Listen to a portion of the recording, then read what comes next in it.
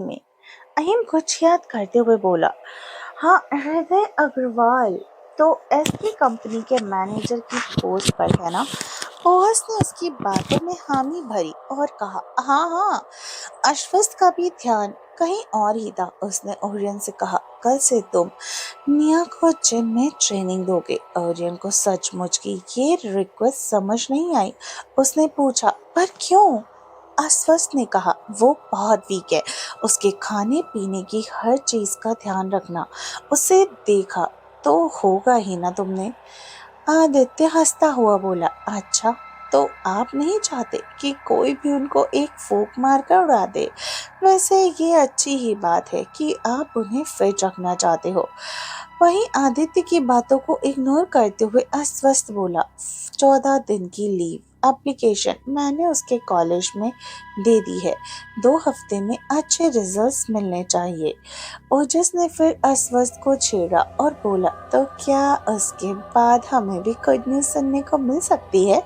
अस्वस्थ ने उसे घूर कर देखा और बोला, तुम लोगों को उसके अलावा कुछ दूसरा काम नहीं है क्या? जब मैं कह रहा हूँ कि उसकी ग्रेजुएशन कंप्लीट नहीं हुई है, अगर वो प्रेग्नेंट हो गई तो बेकार में यूनिवर्सिटी में उसे सब बली करेंगे और वो बेवजह यूनिवर्सिटी में फेमस हो जाएगी। और फिर दादाजी भी इस शादी को सीक्रेट रखना चाहते हैं और तुम सबकी भी यही राय है। तो मेरे पास दूसरी चॉइस नहीं है, और सबसे बड़ी बात, वो अभी बहुत छोटी है। आदित्य दांत निकालकर हंसने लगा और बोला, मेरी छोटी सी प्यारी भाभी। रजत बोला, just shut up Aditya. Aditya अजीब सा मुंह बनाते हुए बोला, भाई ऐसा कुछ नहीं होगा, आप भी ना। ओरन ने आश्वस्त को बोला, ठीक है, 14 दिन काफी है, उसे अच्छी ट्रेनिंग दूंगा, 14 दिन में वो नॉर्मल हो जाएगी, पर उसके लिए उसे एक बार हॉस्पिटल ले जाना पड़ेगा और उसका चेकअप करवाने के लिए। उनकी हालत देख के तो यही लगता है कि वो बहुत वीक है, शायद ही मेरे इंस्ट्रक्शन फॉलो कर पाए, पर मैं पूरी तरीके से कोशिश करूंगा। आदित्य मुस्कुराते हुए बोला, पर ब्यूटीफुल बहुत है।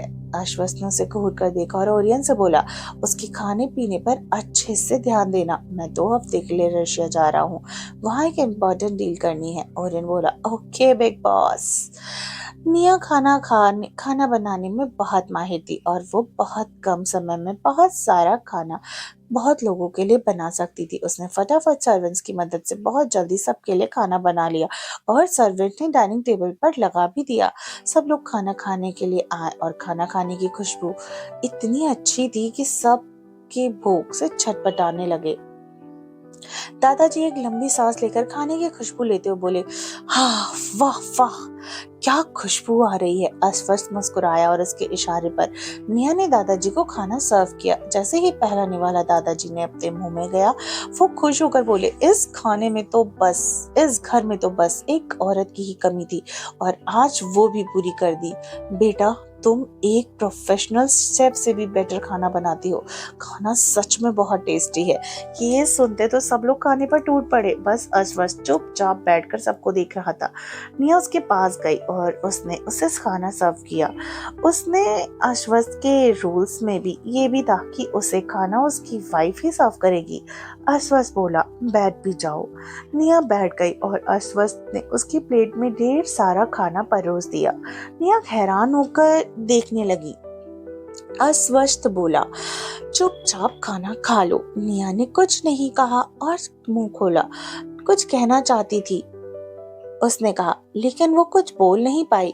फिलहाल बाकी लोग जो खाने पे टूट पड़े थे और कुछ ही देर में सारा खाना खत्म कर दिया और टेबल पर डकारों की आवाजें आने लगी। निया भी खा रही थी और आदित्य की नजर निया की प्लेट पर थी। इतना खाने के बाद भी उसका पेट नहीं भरा। वो अपने पेट पर हाथ फेरता हुआ अस्वस्थ से बोला, भाभी भाभी, शायद आप खाना खत्म नहीं कर पाएंगी।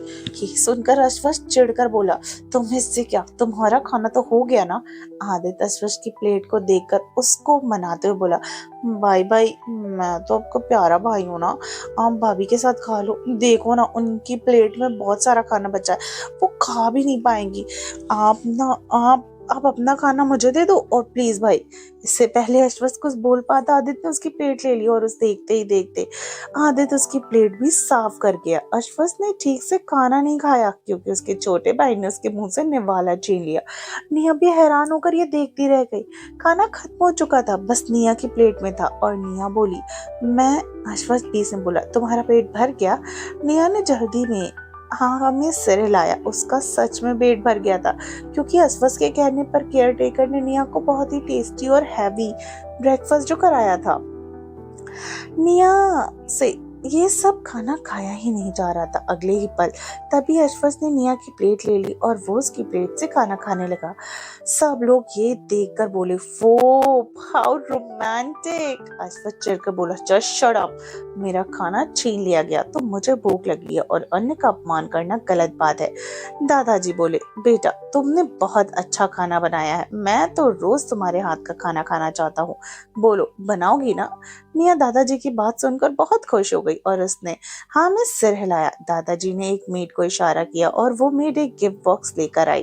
दादाजी बोले ये मेरी तरफ से है। निया कुछ समझ नहीं पा रही थी। उसने अश्वथ की तरफ देखा। अश्वथ बोला ले लो। दादाजी ने अश्वथ से कहा तुम तो उसे ऐसे हुक्म दे रहे हो जैसे वो तुम्हारी मर्जी के बिना बोल भी नहीं सकती। अश्वथ दादाजी को समझाते हुए बोला ऐसी बात नहीं है दादाजी, वो अनकंफर्टेबल फील कर रही है क्योंकि यहाँ पर ज्यादा आदमी है ना। दादाजी थोड़ा सोच कर बोले ऐसी बात है तो इसका भी सॉल्यूशन है, अब तुमने शादी कर ली ना तो बाकी भी कर लेंगे, बेटा ये लो। दादाजी ने निया को तो वो गिफ्ट दे दिया और निया ने उनके पाँव को छूकर आशीर्वाद भी ले लिया और उनका गिफ्ट भी जीती रहो और जल्दी से मुझे मेरे परपोते और परपोती का मुंह दिखा दो। दादाजी ने ये बोला और बस बोलते बोलते इमोशनल हो गए। वहीं ये बात सुनकर बाकी सब दांत दिखाने लगे और निया सच में शर्म से झेप गई। अश्वथ को ये सब थोड़ा अजीब लगा। उसके दादाजी ने कहा दादाजी this situation is very awkward.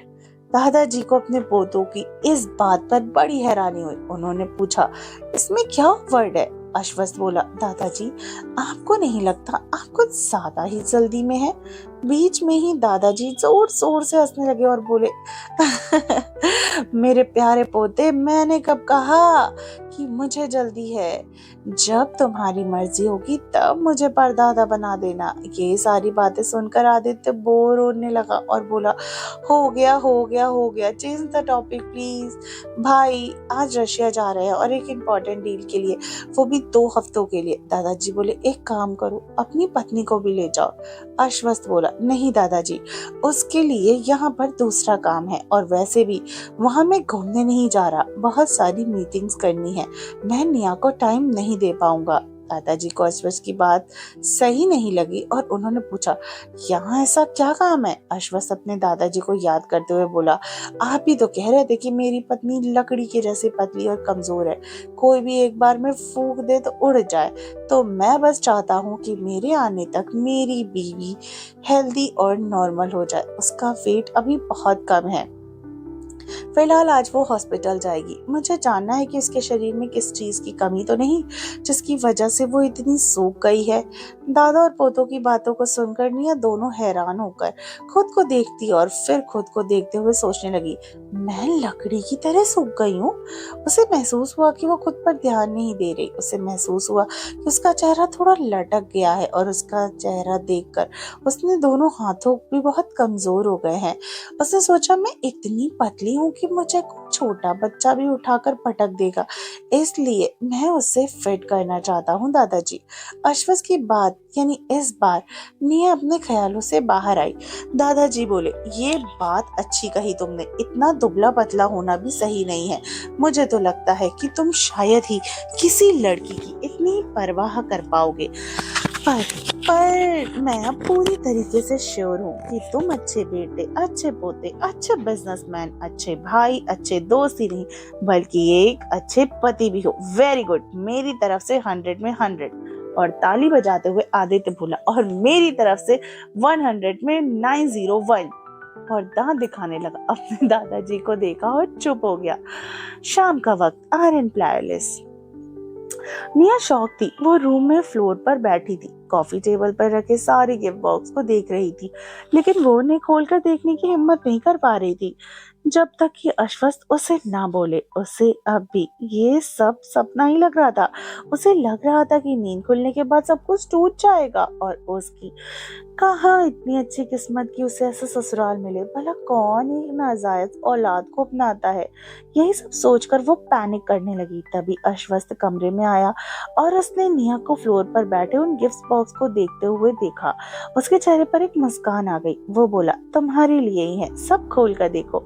निया के चेहरे पर पैनिक था। वो समझ गई कि उसे अभी किसी के प्यार नहीं मिला था और अचानक इतना प्यार और इतनी रिस्पेक्ट मिलने से वो हैरान थी और परेशान भी। वो ये समझ नहीं रहा था वो ये भी समझ रहा था कि निया इन सबको एक ख्वाब ही समझ रही होगी जो सुबह होते ही टूट जाएगा। वो सोफे पर बैठा और फ्लोर पर बैठी निया को बाहों में पकड़कर उठाया। उसके छूते ही निया के पूरे शरीर में करंट दौड़ गया। दिल में खलबली मच गई। अश्वत्थ ने उसे अपनी गोद में बिठाया। निया समझ नहीं पा रही थी कि वो कैसे रिएक्ट करे। वो कनखियों से अश्वत्थ को हैंडसम फेस को देख रही थी। अश्वत्थ उसके कान के पास जाकर प्यार से बोला, तुम कोई सपना नहीं देख रही हो, ये हकीकत है। तुम मेरी बीवी हो और ये सब तुम्हारा है। बस तुम्हें एक अच्छी बीवी की तरह रहना है। निया ने जो भी हो सकता है सिर हिलाया। फिर भी वो विश्वास नहीं कर पा रही थी। उसके प्यार से अपने दोनों हाथ निया की गर्दन में रखे और उसके झुके हुए चेहरे को ऊपर उठाया। उसे पल भर देखा और उसने निया के नरम होठों पर अपने होंठ रख दिए। निया का दिमाग तो पूरी तरीके से सुन्न पड़ गया। तभी अश्वत्थ ने अचानक से निया के निचले होठों को जोर से काटा। निया दर्द से तड़प उठी, तुरंत दूर हट गई। दर्द के एहसास से वो होश में आई। अश्वत्थ के होठों पर उसका होठ यानी खून लगा हुआ था। निया को जोर से गुस्सा आया। वो यूं मन ही मन सोचने लगी, राक्षस कहेगा, ऐसा कौन करता है। माना कि मुझ पर उनका 1 करोड़ का कर्ज है, इसका ये मतलब तो नहीं ना कि मेरे साथ वो ऐसा बिहेव करे। वो अश्वत्थ को अजीब नजरों से देखने लगी। अश्वत्थ के होठों पर एक शरारत भरी मुस्कान थी। वो बोला, चाहो तो दोबारा तुम्हारे लिप्स को काट सकता हूँ। अब यकीन हुआ ये सपना नहीं है। निया ने जल्दी से हाँ में सर हिलाया और उसके होठों में दर्द हो रहा था, सीरियसली बहुत ज्यादा। उसके लिए ये सब पहली बार जो था और ये एक अलग ही तरह का एहसास भी था जिसे उसका दिल और दिमाग दोनों ही नहीं समझ पा रहा था। अश्वत्थ बोला, मुझे पता है तुम हृदय अग्रवाल की नाजायज औलाद हो और डोंट वरी, इस घर के लोगों को कोई फर्क नहीं पड़ता। खाना सच में बहुत अच्छा था। तुम्हें तो किसी 7 स्टार होटल के मास्टर शेफ होना चाहिए। अब तुम पहले मेरा गिफ्ट ले लो। उसने अपनी कोट की पॉकेट से एक रिंग बॉक्स निकाला। नेहा उसकी कोट से उठना चाहती थी, लेकिन अश्वत्थ ने उसकी कमर को कस के पकड़ा रखा था। निया उसे ध्यान से देख रही थी। उसे यकीन नहीं हो रहा था कि उसका इतना गुड लुकिंग हस्बैंड है। अश्वत्थ ने बॉक्स खोला। उसमें 2 कपल्स रिंग थी। वो रिंग बहुत खूबसूरत थी। निया ने देखा कि वो न्यू डिजाइन प्लैटिनम रिंग्स थी। अश्वत्थ ने एक रिंग अपनी उंगली में पहनी और एक निया के लेफ्ट हैंड की रिंग फिंगर में पहना दी। अपने हाथ के ऊपर उसका हाथ रखकर देखने लगा और बोला, हम अच्छे लग रहे हैं ना साथ में। हमारे हाथ देखो कितने प्यारे लग रहे हैं। निया दोनों रिंग्स को देख रही थी जब अश्वत्थ बोला, खबरदार उतारने की सोचना भी मत। निया बोली, जी मैं ऐसा कुछ नहीं करूंगी। वो रिंग्स निया की उंगलियों में बहुत अच्छी लग रही थी। निया को भी वो रिंग बहुत पसंद आई। वो बिना पल के झपकाए उसे ही निहार रही थी। अश्वत्थ बोला, मैं आज रात को रशिया जा रहा हूँ और मेरी गैर मौजूदगी में तुम भागने की सोचना भी मत, समझी। निया बोली, नहीं। अश्वत्थ बोला, मेरे आने तक दादाजी को इम्प्रेस कर लेना। अपना अच्छे से ध्यान रखना। मैं आने के बाद तुम्हारा वेट चेक करूंगा। अगर तुम्हारा वेट उतना ही रहा तो तुम्हारी खैर नहीं। निया घबरा कर उसे देखती रही। वो मन में बोली, ऐसा कौन ख्याल रखता है, ये तो सरासर धमकी जैसा है। अश्वत्थ के जाने के बाद अकेली कैसे रहेगी निया। आर्यन परिवार के साथ क्या जीत पाएगी वो दादाजी का दिल, या फिर जिंदगी फिर उससे छीन लेगी ये सारी खुशियों के पल। तो गाइज, अगर आपको स्टोरी पसंद आती है तो चैनल को सब्सक्राइब कीजिए, स्टोरी को लाइक करिए और कमेंट करके बताइए कि आपको ये कहानी